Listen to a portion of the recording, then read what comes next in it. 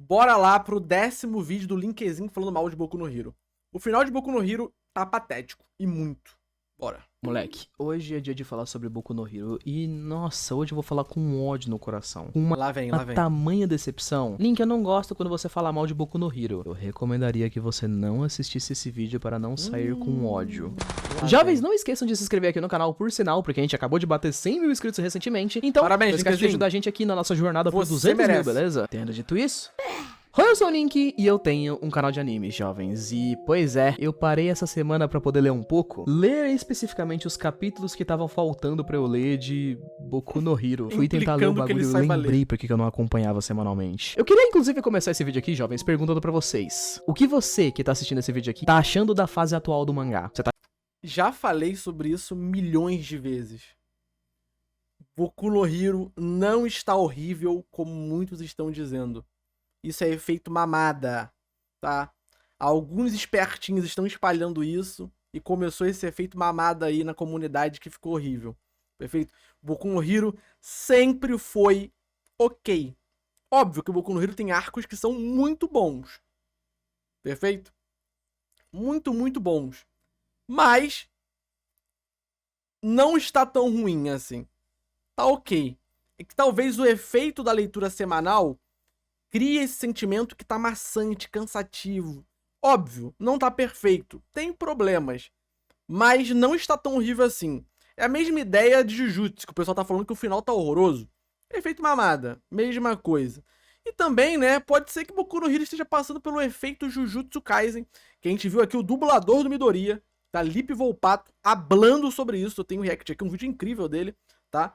Falando que a culpa do pessoal da hate em Boku no Hero é culpa de Jujutsu. Tá achando bom? Ruim? Independente disso, jovens, bom, pra aqueles que não sabem o que tá rolando, nas últimas semanas nós tivemos aí uns últimos capítulos de Boku no Hero que chamaram muita atenção, né? Verdade. Foram pro Trend Topics do Twitter e tudo mais, ficaram meio polêmicos, porque já faz algum tempo que nós estamos focando aí o último arco de Boku no Hero na famosa luta tão esperada do Midoriya contra o Shigaraki, né? Eu acho que o problema geral é que, tipo assim, teve uma batalha e aí logo em seguida o outro arco foi uma outra batalha final.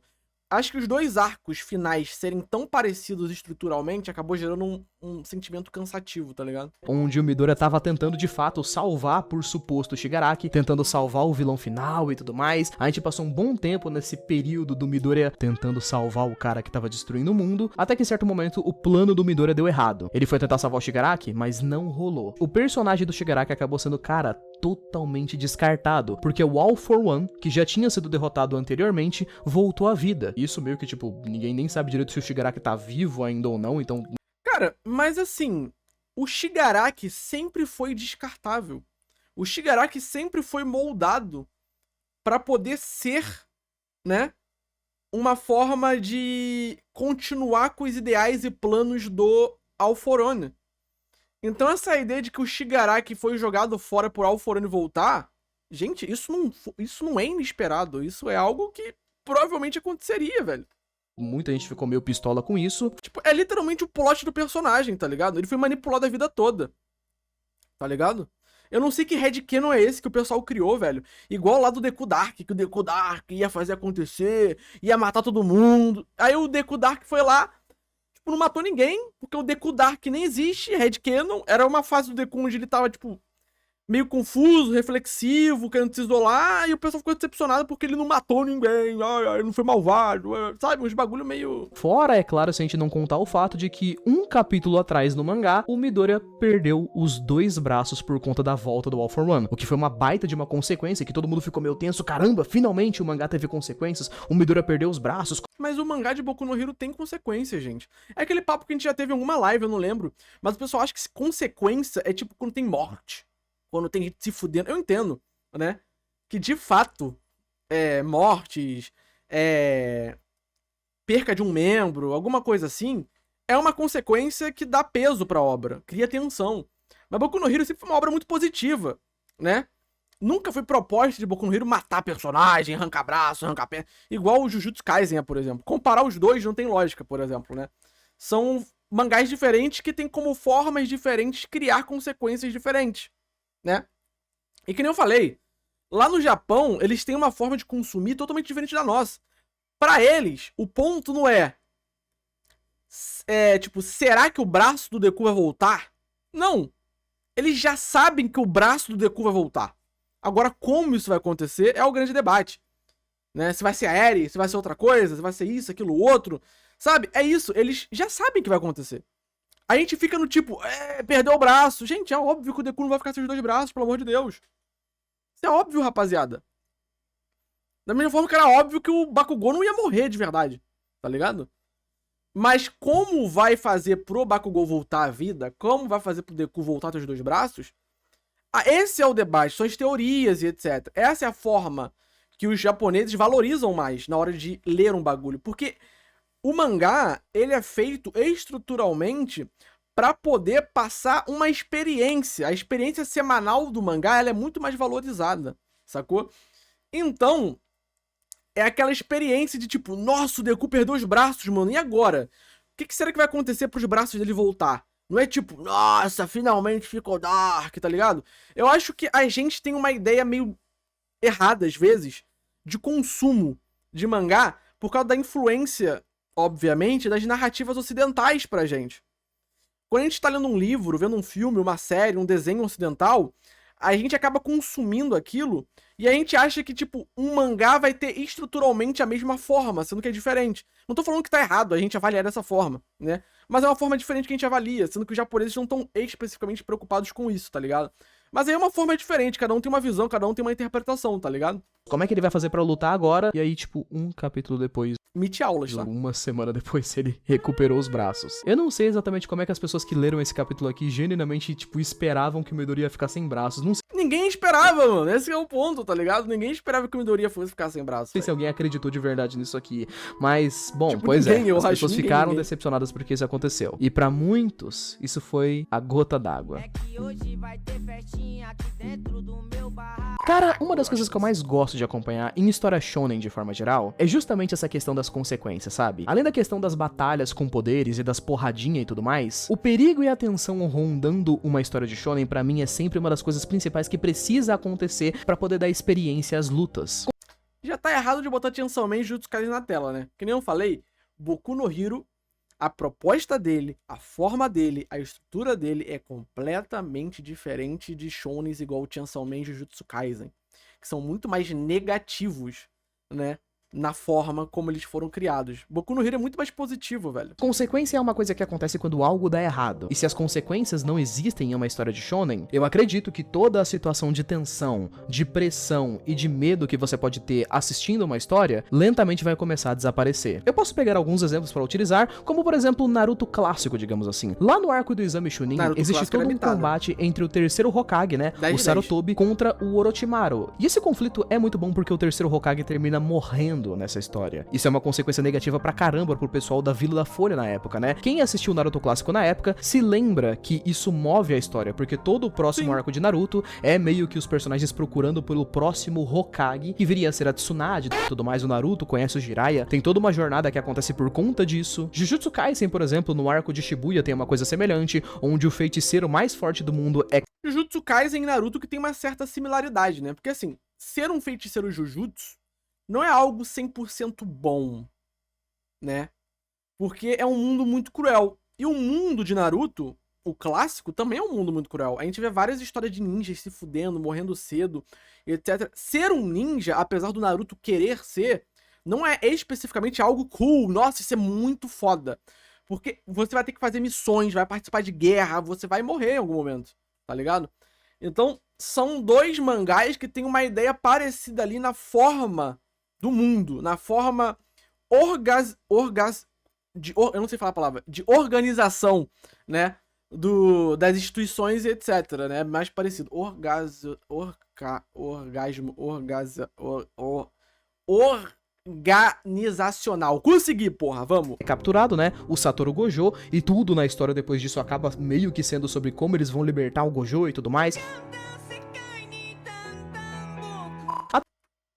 Até mesmo One Piece, que é um mangá com poucas mortes de forma geral, tem a morte do Ace e do Barba Branca. Sim, o One Piece é isso, né? O One Piece tem essa problemática que, como o Oda, ele não mata personagem, né? Ele cria um baitzinho, que o personagem morreu depois do personagem volta. Isso meio que tira a atenção da obra, porque a gente não consegue, às vezes, sentir que vai dar merda, né?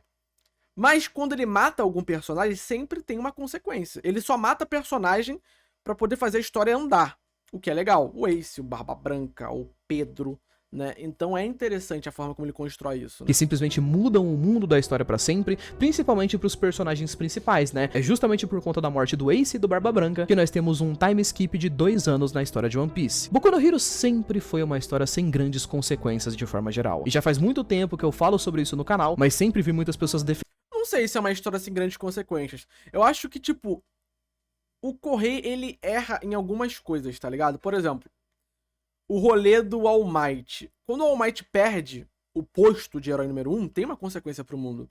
Só que o problema é que ele encaixa logo em seguida um arco de festival cultural, olha, tá ligado? Mas festival cultural não é festival cultural. Só que ele, tipo, ele logo em seguida do bagulho do All Might, ele encaixa o bagulho do estágio, não é? Sei lá, o problema de Boku no Hero é que ele, o cultural é depois do bagulho do bicudão lá. O problema de Boku no Hero é que não tenha consequências. Eu acho que as escolhas de arco do Horikoshi são muito esquisitas. Porque ele constrói arcos interessantes, que às vezes tem um peso, que tem consequências, mas logo em seguida ele mete um arco na escola que não tem nada a ver com o mundo que ele construiu ali, tá ligado? Porque, tipo assim, Boku no Hero Academia é um mangá sobre escola de heróis. O problema é que ele não consegue equilibrar e fazer parecer que os arcos dentro da escola sejam tão interessantes quanto os arcos fora da escola. Porque os arcos escolares, quase sempre, são muito leves, são muito, sabe, não conseguem passar o mesmo peso dos arcos fora da escola que ele tá construindo. Então, sei lá, velho. Sei lá. defendendo os defeitos da história. Porém, eu sempre puxei muito essa bola. O autor de Boku no Hero é muito covarde na hora de fazer as coisas. Calma. E não é covarde porque nada acontece. Não. Quando o Correia escreve Boku no Hero, eu sempre acho muito engraçado como parece que ele tem ideias legais. Ele começa a desenvolver essas ideias legais, mas parece que na metade do caminho ele só volta atrás. Eu já vi muitas pessoas falando que no começo de Boku no Hero as coisas não eram assim. Mas, jovens, pra poder ser bem sincero, o começo da história tinha mínimos riscos. Se vocês Paulo Ricardo, muito obrigado pelos 9 meses de sub. E ele nasceu, tá? O Pinto nasceu. Olha ele aqui. O Piu Piu está entre nós, finalmente. Pintão lindo. assistirem a primeira e segunda temporada de Boku no Hero, por exemplo, vocês vão perceber que a grande maioria dos arcos eram justamente personagens vivendo a sua vida escolar. Então a gente tinha, tipo, boa parte da história sendo os personagens interagindo um com o outro, ou então eles estudando pra poderem se tornar heróis no futuro. Nós temos até mesmo um arco de um torneio, né, que é uma competição onde alunos vão enfrentar outros alunos. Claro, a história conseguia desenvolver lutas interessantes e tramas interessantes na época, justamente pelo fato de que não existia risco verdadeiro, tipo, tem uma luta do Midoriya contra o Todoroki. A gente sabe que nenhum deles vai matar um ao outro, porque é um torneio, tipo, não Sim. sendo até a morte. E mesmo que a gente tenha danos pesados físicos que pudessem ser feitos aos personagens, eles podiam só ser curados depois. Mas, assim, o exame Chunin de Naruto, tirando aquela parte lá, eu não lembro se alguém morre. Tipo, tirando a parte da floresta, tá ligado? A parte do torneio, da porradinha. Eu acho que ninguém morre também, tipo. E no final todo mundo é curado também. Então meio que, tipo... Não, eu tô falando a parte da porrada entre os alunos, tá ligado? É a mesma ideia. Na floresta lá tem gente que morre, né? Mas... Então a parte interessante da gente acompanhar até certo momento ali era literalmente porque a gente tava conhecendo o mundo, conhecendo o universo de Boku no Hero, conhecendo a trama de certos personagens. Renata quase morre. Não, gente, olha só. Quase morre, ficar todo fudido, em Boku no Hero também fica. O Deku fica todo fudido. Eu tô falando morrer. Porque o problema é que ele, tipo, ele tá falando, ah, porque no torneio ninguém morre também, né? A gente sabe que ninguém vai morrer porque é uma luta controlada. Sim. Tipo, quase parecido com o Naruto também ali no arco Chunin, no torneio, né? Tipo, o pessoal fica fudido, quase morre. Mas ninguém morre também. A gente sabe que ninguém vai morrer, provavelmente, tá ligado? A luta do Midoriya contra o Todoroki, por exemplo, ela era muito interessante porque a gente tava conhecendo o personagem do Todoroki, vamos supor. Que é o Zuko, né, de Avatar, né? Cópia. Eu tô assistindo Avatar agora, né? Tem até aqui no canal uma playlist aí com o meu react de Avatar. Cópia!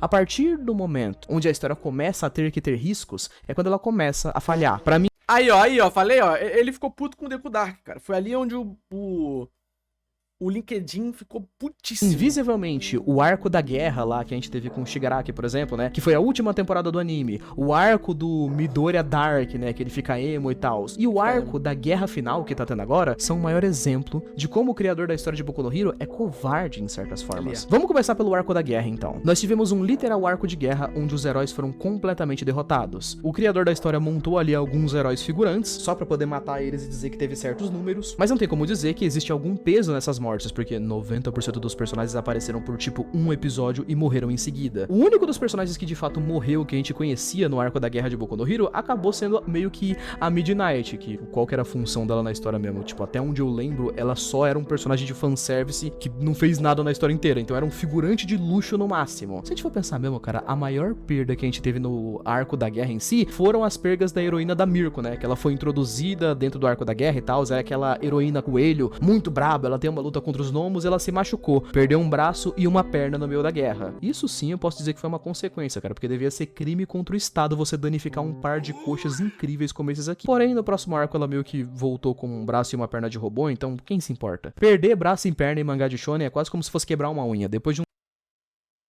Mas no nosso mundo também, Linkezinho.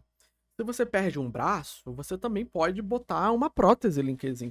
Não sei se você sabe, né? Mas fica aí a informação. tempo você consegue outro. Foi nesse arco, por exemplo, que nós tivemos a primeira meio morte falsa de Boku no Hero que me irritou um pouco, que foi a quase morte do Gran Torino, que era um... Pô, mas nesse arco de guerra aí morre gente, pô. Morre o... aquele cara lá. herói velho, machucado e cansado, que sofreu um golpe pesadíssimo pro Shigaraki, que tem literalmente o poder de tipo... Aquele cara lá que cria clone dos vilões, morreu vilão, pô. Morreu vilão, morreu vilão. Morreu pro Hulk, lembra? Facada. Twice! Isso, adoro o grupo de K-pop Twice. Bom demais. quase que matar tudo que ele encosta. Ele encostou no velho, apodreceu ele, e parece que o velho tinha morrido, mas depois a gente percebe que ele está bem. Vocês já ouviram aquela história do mentiroso? Que é aquela pessoa que mente pra caramba, e ela mente tanto que quando ela fala a verdade, acaba que ninguém consegue acreditar muito? Eu acho que é a mesma coisa com o fato de Boku no Hero não ter consequência, sabe? Boku no Hero tem tanto essa coisa de, tipo, ele fingir que vai acontecer algo, e depois ele voltar atrás, haha, gente, na verdade isso aqui É tipo One Piece, não né? vai acontecer. Que tudo que tem que ter peso na história acaba não tendo peso nenhum. Lá nos primeiros arcos de Boku no Hero... Pô, desculpa, perdão.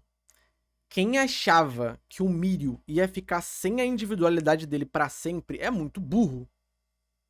Porque a partir do momento que aparece a Eri na história, e o poder da Eri é rebobinar as pessoas, e é dito que ela tava tentando controlar o poder dela, pelo amor de Deus, gente.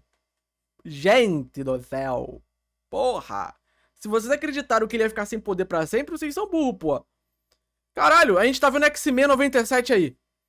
Porra, a Tempestade perde os poderes dela num episódio, passa 2 episódios e ela recupera. É normal. Cara, pelo amor de Deus, cara. É normal esse tipo de coisa. Principalmente porque Boku no Hero bebe muito da mídia histórias em quadrinhos, mano. Ah, pelo amor de Deus, velho. Vocês são malucos, cara. Hero, por exemplo, nós somos introduzidos ao personagem do Mirio e ele vai perder os poderes, mas depois ele vai recuperar os poderes, então não tem de fato uma consequência verdadeira. No começo da história, nós temos toda aquela questão de que o Midoriya não pode se machucar Vocês são malucos. muito, porque se ele se machucar demais, ele pode perder a habilidade de usar os braços e tal.